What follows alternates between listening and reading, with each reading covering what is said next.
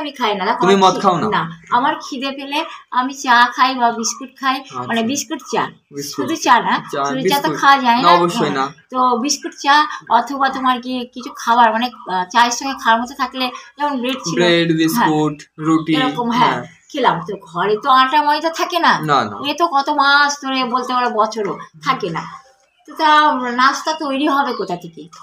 নাস্তা তো হয় না।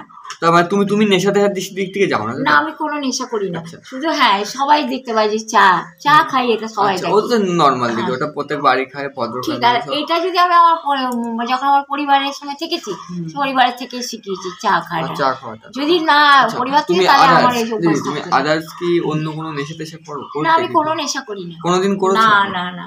কোনোদিন শখের বিষয় কোনোদিন কিছু খেয়েছো, মানে কোনোদিন শখের বিষয়ে কিছু খেয়েছো, এরকম কিছু আছে ব্যাপার? কিংবা কেউ জোর করে খাইয়েছে কোনো নেশার দ্রব্য? না, আমাকে কোনদিন কেউ খাইনি, তবে এরকম ভিডিও বানিয়েছিল।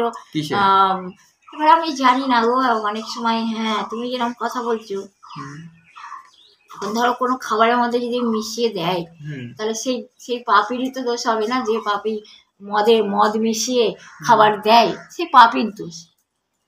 যে খায় তার দোষ না, সে তো জানে না, সে জানে খাদ্যের মধ্যে সেই পাপি মিশায়, তার সঙ্গে যারা সহযোগিতা করে যে পাপিগুলো, তাদের দোষ হয়। এবার তুমি ধরো তুমি কোনো খাবার খাচ্ছ, তুমি জানো তো তুমি কোনো খাবার খাচ্ছ, তার মধ্যে মদ মিশানো, সেটা তুমি জানো না। এবার মদ মিশিয়ে যদি খাই, তাহলে সেই পাপীদের দোষ হবে না।